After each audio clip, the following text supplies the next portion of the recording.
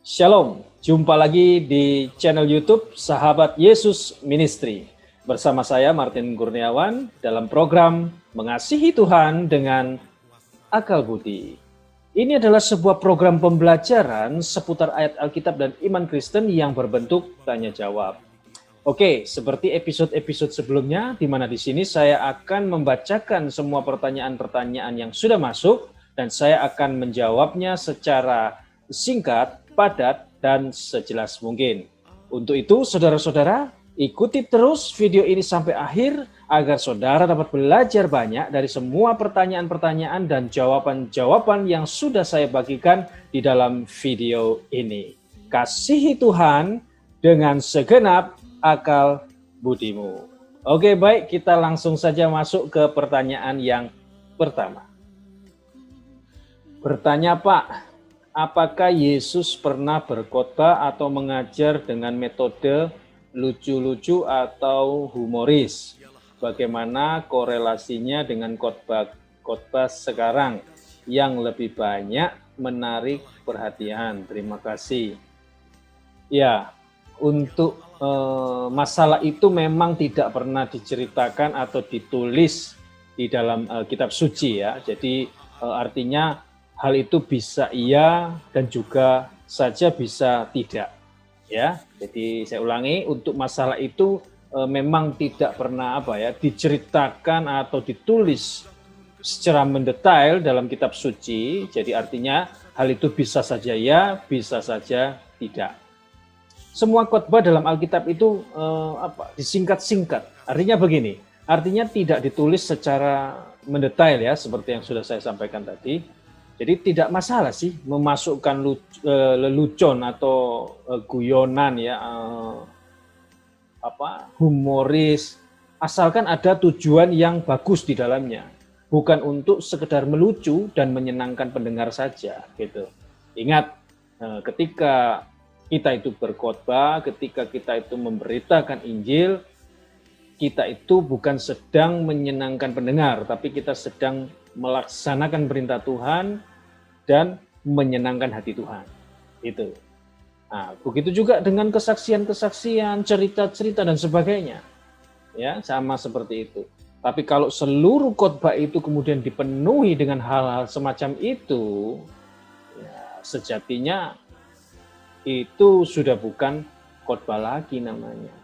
Jadi kalau full ya dari awal, pertengahan sampai dengan akhir semua diisi dengan lelucon, canda tawa terus, di mana pendengar ini, jemaat ini senang mendengar itu, tertawa. Nah, ini sudah kehilangan esensi seperti itu ya. Oke, baik, kita ke pertanyaan selanjutnya. Shalom Pak, apakah LAI tidak mau mengganti kata-kata atau kalimat yang salah terjemahan?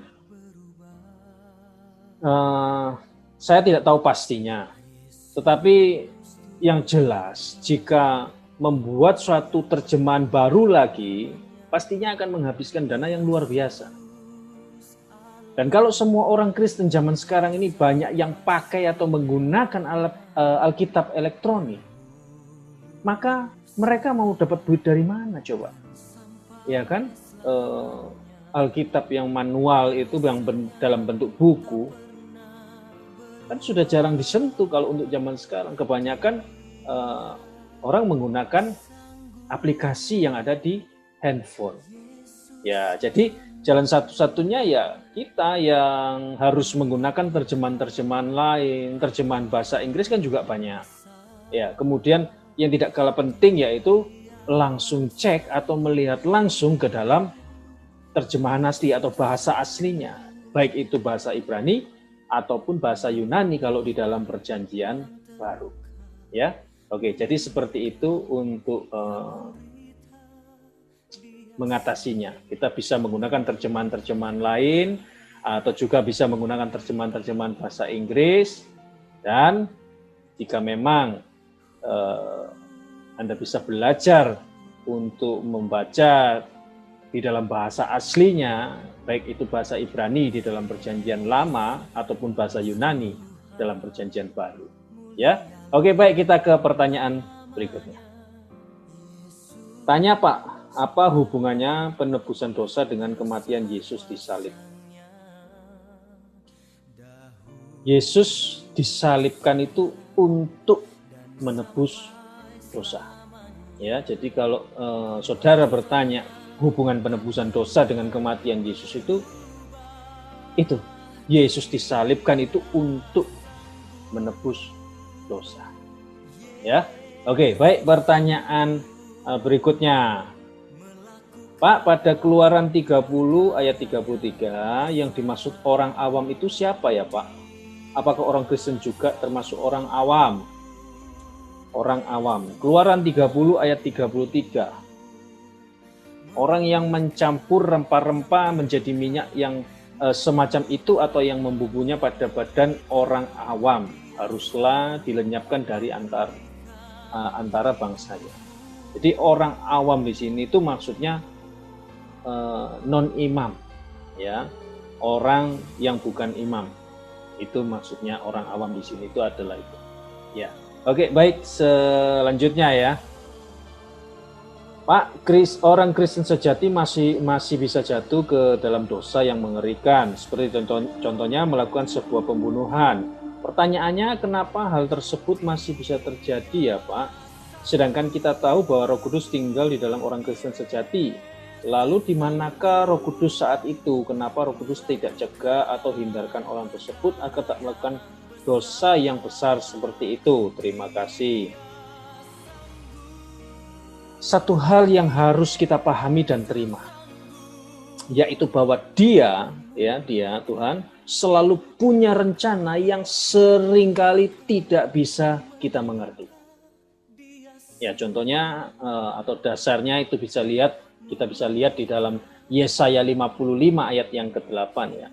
Firman Tuhan berkata apa? Bahwa rancanganku bukanlah rancanganmu dan jalanmu bukanlah jalanku. Itu kata firman Tuhan seperti itu.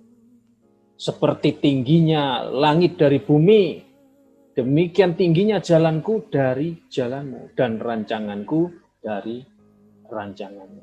Ya, jadi seperti itu saudaraku. Banyak hal terkadang kita tidak mampu selami dikarenakan Dia selalu punya rencana yang tidak bisa kita mengerti. Ya, oke, baik, kita ke pertanyaan selanjutnya.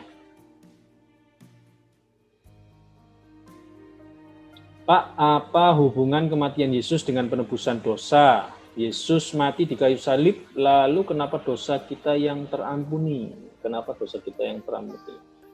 Ingat bahwa Yesus itu tidak ada dosa sama sekali. Sedangkan Alkitab berkata bahwa mati atau maut itu adalah upah dari dosa. Itu ada di dalam Roma 6 ayat 23 ya. Jadi kalau Yesus yang tidak berdosa tapi dia mati, maka dia itu pasti mati untuk orang lain. Nah, siapa orang-orang itu? Yaitu orang-orang pilihan atau orang percaya. Kita yang berdosa, tapi Dia yang menggantikan tempat kita dan Dia mati ganti kita. Hal ini sama seperti ketika kita itu punya hutang, tapi Yesus yang membayarnya. Bagaimana mungkin kita ditagih lagi jika hutang kita tersebut itu sudah ada yang melunasinya? Itu, ya. Jadi jelas ya, seperti itu bahwa Yesus itu tidak berdosa sama sekali. Dan kemudian dikatakan bahwa mati atau maut itu adalah upah dari dosa. Dan kalau sampai Yesus itu mau mati, dia pasti mati untuk orang lain. Itu. Jadi kita yang berdosa, dia menggantikan tempat kita, dia itu mati menggantikan kita. Oke, baik, kita ke pertanyaan berikutnya. Pak, jadi menurut Bapak rapture itu gimana? Rapture atau pengangkatan yang saya percayai itu terjadi pada waktu Yesus datang untuk kedua kalinya, di mana orang percaya yang sudah mati itu dibangkitkan dan diberi tubuh kemuliaan. Kemudian orang yang percaya yang masih hidup itu diubahkan. Lalu kemudian penghakiman akhir zaman, dan kiamat selesai. Yang tersisa hanya ada sorga dan neraka. Jadi untuk rapture yang di dalam pandangan saya atau yang menjadi pandangan saya itu adalah rapture yang seperti ini. Jadi pada saat Yesus datang kedua kali, orang percaya yang sudah mati itu dibangkitkan, diberi tubuh kemuliaan. Orang percaya yang masih hidup itu langsung diubahkan, dan kemudian akhir zaman, kiamat selesai. Itu rapture dalam pandangan saya. Oke, baik, kita ke pertanyaan berikutnya. Pak, jika Yesus mati untuk orang lain karena Yesus sendiri tidak berdosa, lalu bukankah kita juga tetap mati seperti Yesus yang mati di salib? Ya jelas dong, kita tetap mati. Tapi kematian itu berubah status. Bagi orang yang tidak beriman, mati itu adalah sebuah hukuman. Tetapi bagi orang yang percaya, mati itu adalah cara supaya bisa masuk ke sorga. Bagi yang beriman tidak bisa lagi ada hukuman. Itu ada di dalam Roma 8 ayat 1 ya, dikatakan bahwa tidak ada penghukuman bagi mereka yang ada di dalam Kristus Yesus. Oke, baik, kita ke pertanyaan selanjutnya. Pak, mengapa Allah mengizinkan Boas menikah dengan Rut, orang Moab, padahal Allah tidak menghendaki umatnya kawin campur? Rut itu tidak ada masalah karena sudah memeluk Yudaisme. Dan yang Allah tentang itu bukan urusan ras, tapi apa? Agama. Ini yang Allah tidak kehendaki. Itu ya. Jadi untuk masalah Rutnya itu sudah tidak ada masalah karena sudah memeluk Yudaisme. Dan yang Allah tentang di sini itu bukan urusan ras, tetapi agama. Ya, baik. Oke, selanjutnya. Selamat malam, Pak. Allah menciptakan malaikat Lucifer dan pada akhirnya menjadi pemberontak. Apakah Allah memang sudah mengetahui atau tidak bahwa Lucifer akan menjadi pemberontak dan terjadi peperangan di sorga antara tentara Allah dan Lucifer serta pengikut-pengikutnya? Mohon penjelasannya. Terima kasih. Tentu saja Allah itu tahu. Dan yang dia tahu pasti terjadi. Kalau demikian itu namanya tertentu. Nah, lalu siapa yang menentukan kalau itu bukan Allah sendiri? Oh ya, perlu diketahui juga ya bahwa nama iblis itu sebenarnya bukan Lucifer. Iblis disebut atau diberi nama Lucifer itu adalah ajaran umum dan ini dipercayai oleh banyak mayoritas orang Kristen. Tetapi menurut saya ini justru salah gitu loh. Kenapa? Karena kata Lucifer itu hanya muncul satu kali dalam Alkitab dan itu hanya di dalam Yesaya 14:12 dalam versi-versi tertentu seperti contohnya King James Version, New King James Version, Living Bible, terjemahan bahasa Inggris ya. Nah, hanya di kitab-kitab tertentu itu saja muncul kata Lucifer. Nah, kata atau nama Lucifer itu berarti light bearer ya, pembawa terang dan merupakan nama bahasa Latin untuk planet Venus. Benda yang paling terang di langit selain matahari dan bulan. Yang kelihatan sebagai suatu bintang. Nah, kadang-kadang pada malam dan kadang-kadang pada pagi juga.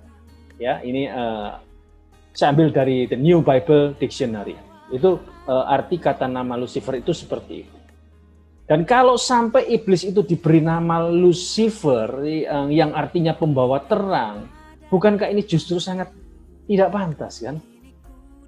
Betul tidak? Iya. Kalau kita benar-benar memperhatikan konteks pada Yesaya 14 itu sama sekali tidak berbicara tentang iblis loh sebenarnya. Melainkan berbicara tentang seorang raja Babel, yaitu Nebukadnezar. Ya, saudara bisa baca di dalam Yesaya 14 ayat 4, ayat 22 dan 23. Oke, jelas ya? Baik, kita ke pertanyaan selanjutnya. Pak, jika panteisme pada awal zaman paristik adalah segala sesuatu itu adalah ilahi, maka dualisme itu apa ya Pak? Saya di sini agak bingung mau mendefinisikannya. Bagaimana? Terima kasih. Ya, panteisme, dualisme. Oke, baik. Pertama kita kenali terlebih dahulu apa itu panteisme. Panteisme ini merupakan pandangan yang menganggap bahwa Allah adalah segalanya. Karena itu semua orang dan segala sesuatu adalah Allah. Jadi panteisme ini mirip dengan politeisme. Ini politeisme ini adalah kepercayaan pada banyak Allah ya. Namun melebihi politeisme, panteisme ini. Panteisme ini mengajarkan bahwa segala sesuatu itu adalah Allah. Ya, jadi contohnya pohon itu adalah Allah, batu adalah Allah, binatang adalah Allah, langit adalah Allah, matahari adalah Allah, Anda juga adalah Allah, dan lain-lain sebagainya. Itu seperti itu. Nah, kemudian sekarang kita beralih ke dualisme. Apa itu dualisme? Kalau menurut KBBI, KBBI ini Kamus Besar Bahasa Indonesia ya, arti dualisme itu sendiri adalah paham bahwa dalam kehidupan ini ada dua prinsip yang saling bertentangan. Seperti contohnya, ada kebaikan, ada pula kejahatan. Ada terang, ada gelap. Ya, jadi kalau boleh kita tarik kesimpulan, dualisme itu percaya adanya dua kekuatan, baik dan buruk, yang sama kekalnya dan yang sama kuatnya. Dan tidak ada yang bisa mengalahkan satu sama yang lainnya. Ya, oke, baik, itu tadi sekilas tentang panteisme dan dualisme. Oke, baik, kita ke pertanyaan selanjutnya. Pak, apakah anak bayi baru lahir berdosa? Oke, apakah anak bayi baru lahir berdosa? Semua manusia menjadi manusia berdosa sejak Adam itu berdosa. Nah, jika kita lihat di dalam Roma 5, 18a, 19a ya, di mana dikatakan bahwa sama seperti oleh satu pelanggaran semua orang beroleh penghukuman. Kemudian yang di dalam 19a dikatakan bahwa sama seperti oleh ketidaktaatan satu orang, semua orang telah menjadi orang berdosa. Ya, jadi ini berbicara tentang Adam juga. Jelas bahwa apa yang dimaksud dengan satu pelanggaran dan ketidaktaatan satu orang, yang seperti saya katakan tadi, adalah dosa pertama Adam. Jadi ayat ini mengatakan bahwa gara-gara dosa pertama Adam, maka semua manusia itu menjadi orang berdosa di hadapan Tuhan. Mengapa? Karena Adam yang adalah manusia pertama, dia itu sebagai wakil dari seluruh umat manusia oleh Allah. Oke, begini, saya berikan satu ilustrasi ya. Jadi sama seperti begini, kalau Indonesia mengirimkan tim sepak bolanya ke luar negeri untuk suatu pertandingan, maka pada waktu tim Indonesia itu kalah, maka orang akan berkata, Indonesia kalah, Indonesia kalah. Padahal kita yang di sini tidak ikut main sepak bola, tetapi tetap dianggap kalah. Karena apa? Karena wakil kita yang ada di luar itu, yang sedang bermain itu kalah. Nah, begitu juga dengan Adam yang dianggap sebagai wakil daripada seluruh umat manusia. Jadi seperti itu. Ada agama lain yang percaya bahwa pada waktu lahir manusia itu suci. Tetapi kekristenan tidak mempercayai hal seperti itu. Kekristenan mengatakan bahwa sejak lahir, bahkan pada waktu masih dalam kandungan, manusia sudah adalah orang berdosa. Dan inilah yang disebut sebagai dosa asal atau original sin. Baik, kita ke pertanyaan selanjutnya. Pak, mengapa Allah menciptakan pohon pengetahuan yang baik dan buruk dan memberitahu kepada Adam dan Hawa bahwa pohon tersebut tidak boleh dimakan? Tujuan memberitahu apa, Pak? Mengapa hanya pohon yang baik yang buruk tak boleh dimakan? Pohon kehidupan tidak diberitahu karena ada dua pohon penting di Taman Eden. Rasanya mereka pasti juga diberitahu tentang pohon kehidupan. Tapi memang Alkitab tidak menceritakan. Karena kan penekanannya bukan pada hal itu, tapi pada kejatuhan mereka. Kalau tidak ada larangan, maka jelas tidak bisa ada dosa. Jadi larangan itu ada sehingga dosa pun terjadi. Tuhan menentukan dosa itu harus terjadi. Tetapi pada saat yang sama, dia juga menentukan penebusan melalui Kristus.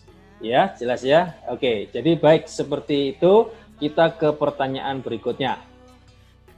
Pak, apakah benar seperti ini? Bapa, Yahweh, Anak, Yesus Kristus, kemudian Roh Kudus. Jadi kalau berdoa apakah boleh menggunakan kata Bapa Yahweh atau cuma Tuhan Yesus? Yahweh itu adalah nama dari baik Bapa, Anak, maupun Roh Kudus. Ya. Jadi nama dari ketiga ini adalah Yahweh. Nah, Yesus itu nama dari manusianya Yesus. Ketika Allah itu berinkarnasi menjadi manusia, nama manusianya itulah Yesus.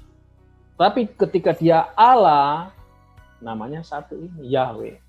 Nah, jadi jelas doa boleh kepada yang manapun dari ketiga pribadi ini.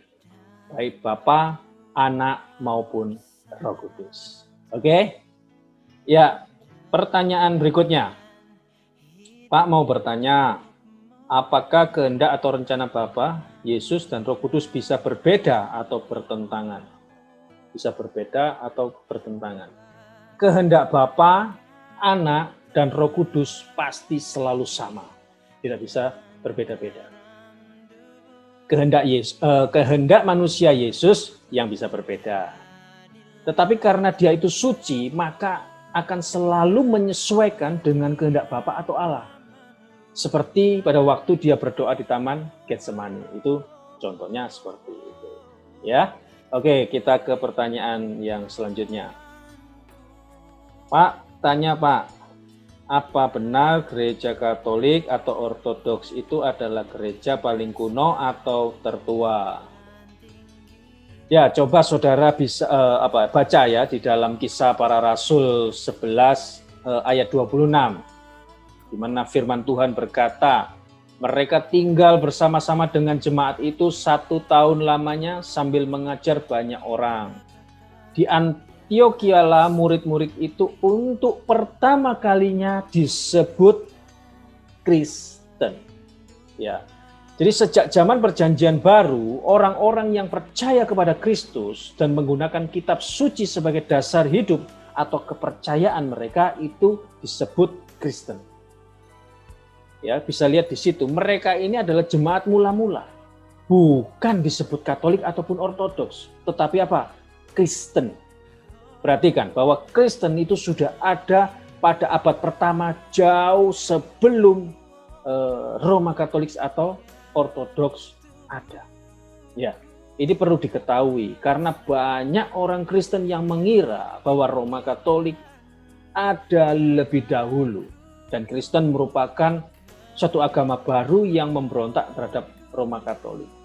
Ya, karena itu kalau orang Kristen diserang oleh orang Katolik dengan cara ini, banyak dari mereka yang tidak bisa menjawab. Jadi jelas ya. Jadi bisa Anda simpulkan sendiri mana yang terkuno, mana yang tertua di antara tadi.